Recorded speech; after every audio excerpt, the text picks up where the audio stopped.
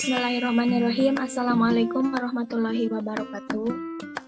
Kami dari kelompok 7 akan mempresentasikan hasil dari kerja kelompok kami tentang inovasi pendidikan yang dapat diterapkan. Yang terdiri dari anggotanya yaitu Wahyuni, Saumadani Galih Pradana, Fitriah, Elis Nurahmi, Aisyah Ridho Arum.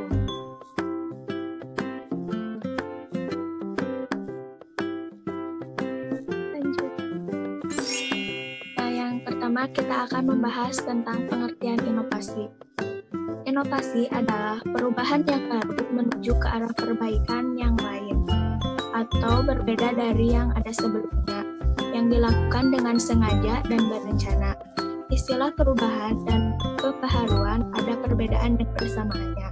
Perbedaannya ialah kalau pada pembaharuan ada unsur kesengajaan, persamaannya ialah yakni sama-sama memiliki unsur yang baru atau lain dari sebelumnya.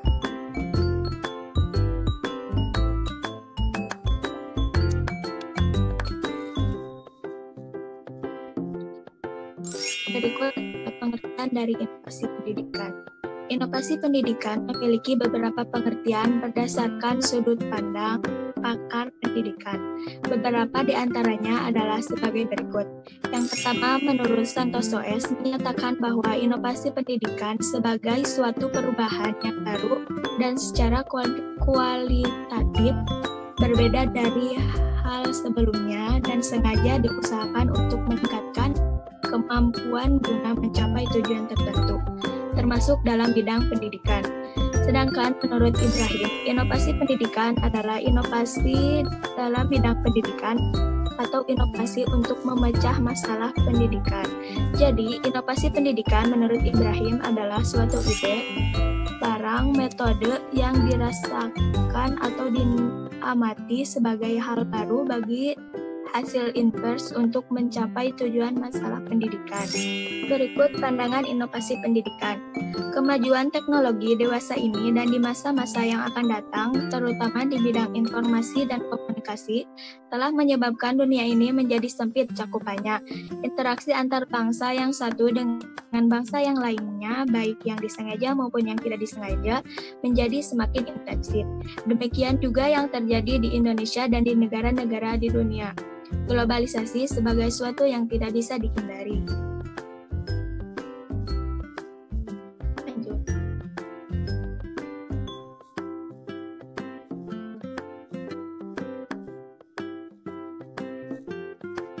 Di bidang pendidikan, peran guru untuk mendidik peserta didik menjadi manusia yang selalu mengikuti perkembangan zaman tanpa meninggalkan akar budaya sangat penting dalam menentukan perjalanannya generasi bangsa ini.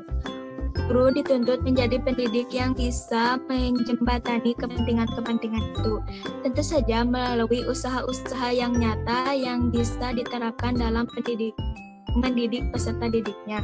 Dalam perkembangan kontemporer, dunia sedang berubah dengan sangat cepat dan bersifat global. Hal itu diakibatkan oleh perkembangan ilmu dan teknologi yang sangat cepat, terutama dalam bidang komunikasi dan elektronika. Perkembangan dalam bidang ini telah mengakibatkan revolusi dan informasi.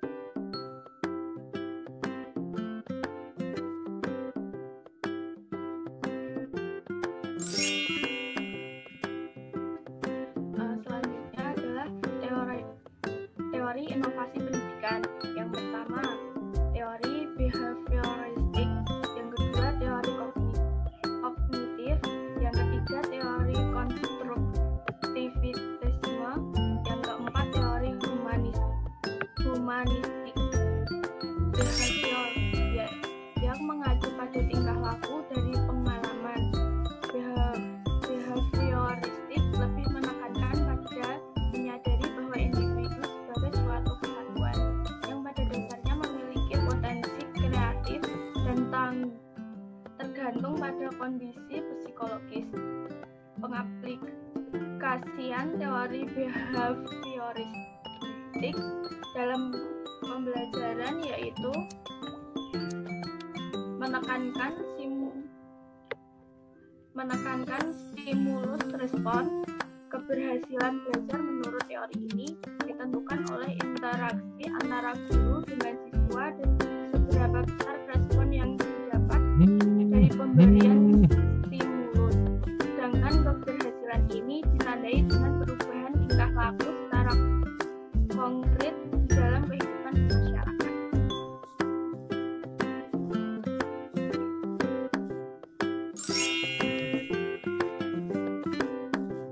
Yang kedua, teori kognitif. Menurut teori kognitif, pembelajaran yaitu merupakan proses pengetahuan atau ilmu berlanjut pada memahami penerapan yang sudah menjadi analisis pemikiran atau penarikan kesimpulan dan berpotensi tidaknya dilihat dari evaluasi. Teori kognitif apabila diaplikasikan dalam pembelajaran cenderung melakukan praktek yang mengarahkan pada kualitas intelektual peserta didik. Positifnya, penggunaan teori ini adalah kecerdasan peserta didik mulai dari pembentukan kualitas intelektual.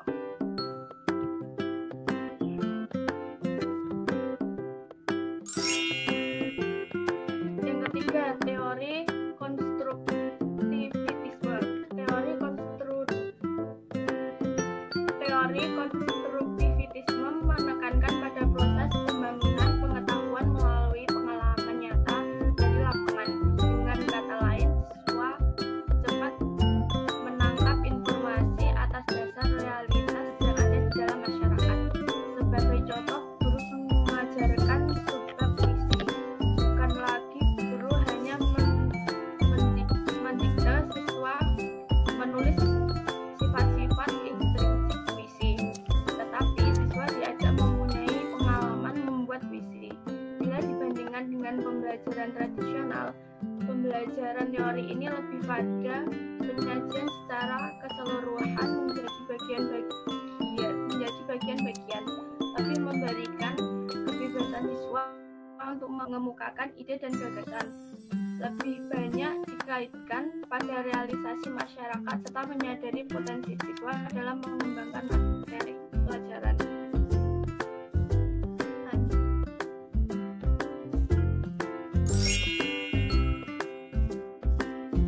Yang terakhir, teori humanistik. Teori humanistik menjelaskan bahwa proses belajar harus dimulai dari kepentingan memanusiakan manusia. Humanistik lebih bersifat penekanan pada bagian memahami persoalan manusia dari latar belakang kognitif, afektif, dan psikomotor.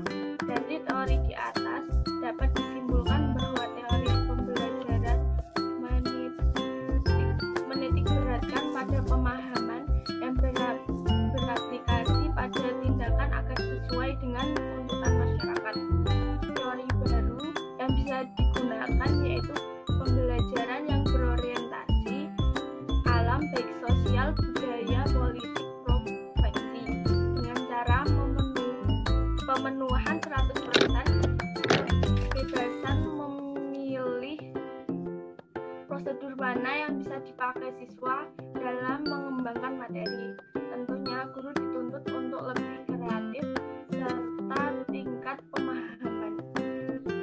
Pengembangan materi yang disampaikan tidak sekedar pemenuhan tugas sebagai pendidik, lebih dari itu, tetapi hutang mencerdaskan anak didik. Penerapan teori ini diaktifkan pada realisasi agar peserta didik menjadi individu yang lulus seleksi dan bisa diterima di lingkungan masyarakat.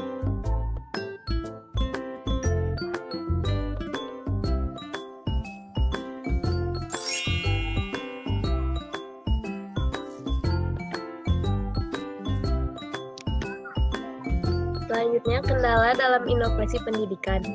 Kendala-kendala yang dapat mempengaruhi keberhasilan usaha inovasi pendidikan yaitu 1. Konflik dan motivasi yang kurang sehat dalam dunia pendidikan. 2.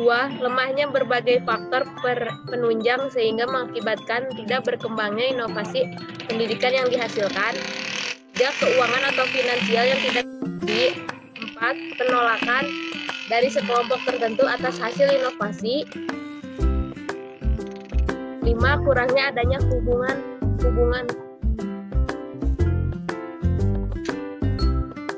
Selanjutnya, kurangnya adanya hubungan sosial dan publikasi. Next, tahapan inovasi pendidikan.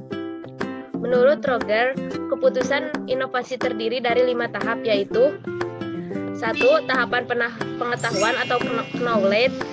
Proses keputusan inovasi dimulai dengan tahapan pengetahuan, yaitu tahap pada seseorang menyadari adanya sesuatu inovasi yang ingin tahu bagaimana fungsi inovasi tersebut. Pengertian menyadari dalam hal ini bukan memahami tetapi membuka diri untuk mengetahui inovasi. 2. Tahap bujukan atau persuasion. Pada tahap persuasi, dari proses keputusan inovasi, seseorang membentuk sikap menyenangi atau tidak menyenangi terhadap inovasi. Jika pada tahap pengetahuan proses kegiatan mental yang utama bidang kognitif, maka pada tahap persuasi yang berperan utama bidang afeksi atau perasaan, seseorang tidak dapat menyenangi inovasi sebelum ia tahu lebih dulu tentang inovasi. Next.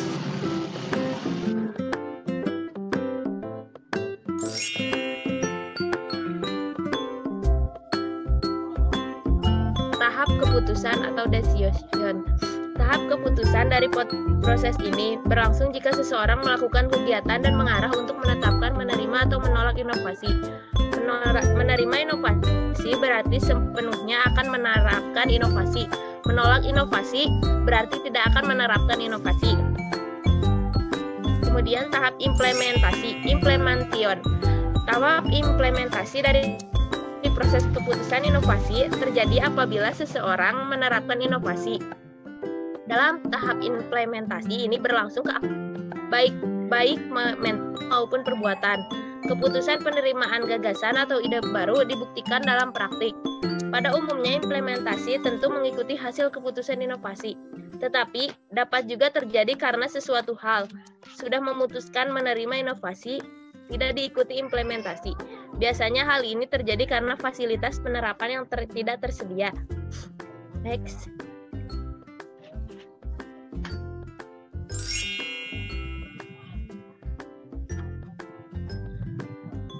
Tahap konfirmasi atau confirmation. Dalam tahap konfirmasi ini, seseorang mencari penguatan terhadap keputusan yang telah diambilnya, dan ia dapat menarik kembali keputusannya jika memang diperoleh informasi yang bertentangan dengan informasi semula. Tahap konfirmasi ini sebenarnya berlangsung secara berkelanjutan. Sejak terjadi keputusan menerima atau menolak, inovasi yang berlangsung tak terbatas. Selama dalam konfirmasi, seseorang mudah menghindari terjadinya di insonim, paling tidak berusaha menguranginya.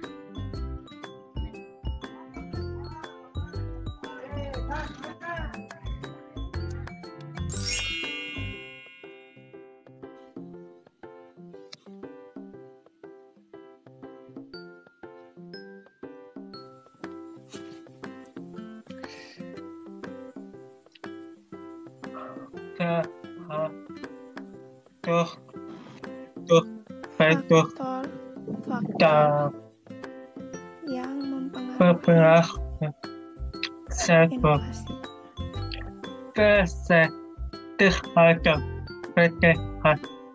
Pendidikan.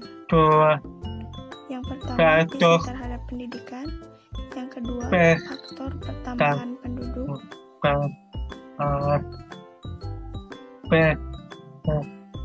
Yang ketiga, tuntutan adanya proses pendidikan yang relevan.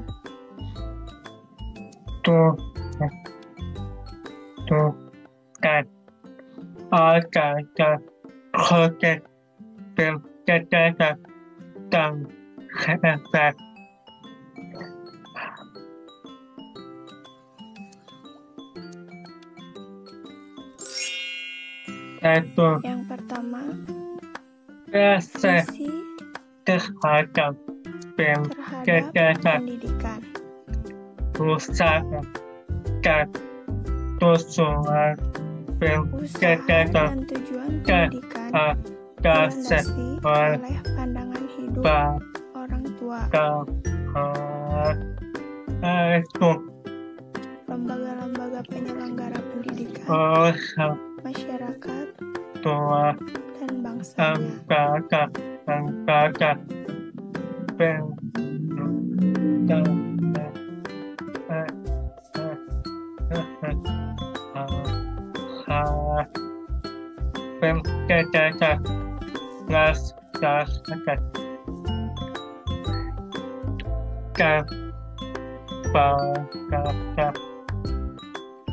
Tujuan pendidikan diabadikan untuk kebahagiaan individu, keselamatan masyarakat, dan kepentingan negara.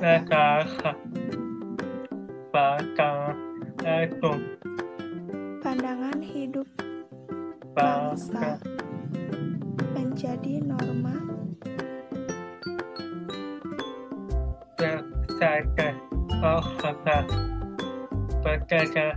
pendidikan nasional keseluruhan.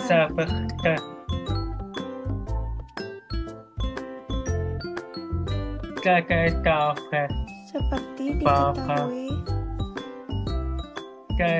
bangsa kehidupan ini selalu mengalami perubahan.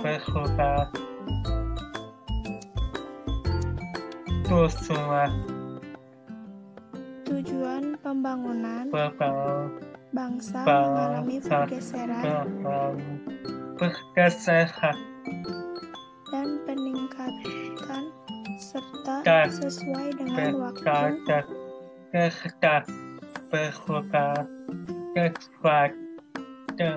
keadaan, dan kondisinya.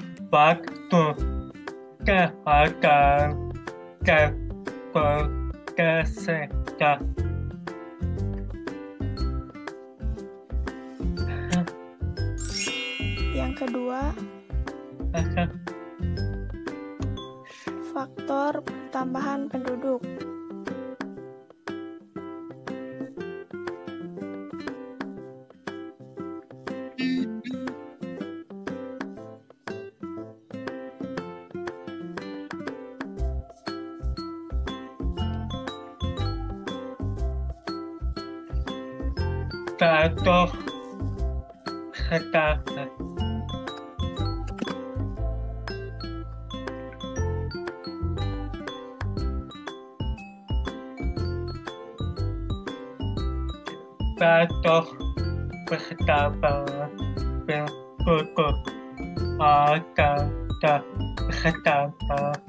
Adanya pertambahan penduduk yang cepat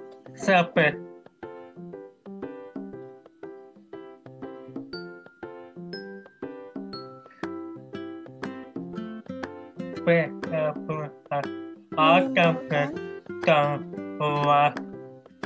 akibat yang luas terhadap berbagai segi kehidupan,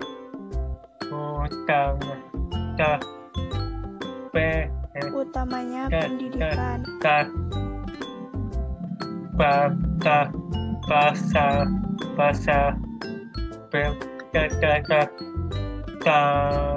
banyak masalah-masalah pendidikan yang berkaitan erat dengan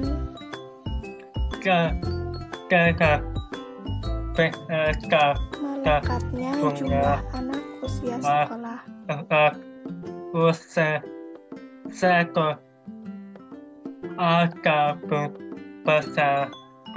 Adapun masalah-masalah yang berkaitan langsung dengan pendidikan tersebut adalah yang pertama, kurangnya kesempatan belajar. Yang kedua, masalah kualitas pendidikan. Yang ketiga, masalah relevansi.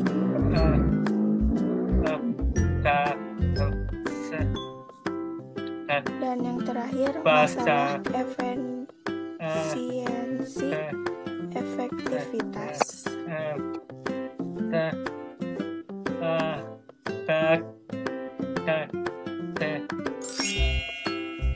Yang ketiga, perkembangan ilmu pengetahuan. Seiring dengan kemajuan zaman seperti sekarang ini, justru ditandai dengan majunya perkembangan ilmu pengetahuan dan teknologi. Perkembangan ilmu pengetahuan secara akumulatif dan makin cepat jalannya. Tanggapan yang bisa dilakukan dalam kependidikan terhadap perkembangan ilmu pengetahuan ialah dengan memasukkan penemuan dan teori ke dalam kurikulum sekolah. Meskipun hal ini menyebabkan adanya kurikulum yang syarat dengan masalah-masalah yang baru. Lanjut.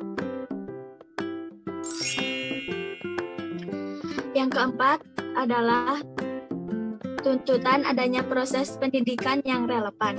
Sebagaimana telah ditemukan bahwa salah satu tuntutan diadakannya inovasi di dalam pendidikan adalah adanya relevansi antara dunia pendidikan dengan kebutuhan masyarakat atau dunia kerja.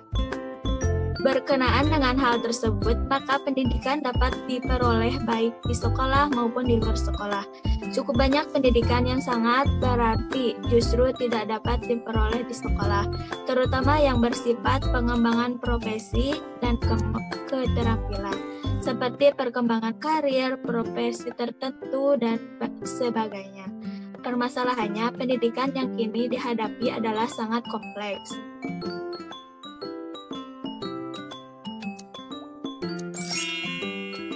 Mungkin cukup sekian presentasi dari kelompok kami, kurang lebihnya mohon maaf bila masih banyak kekurangan.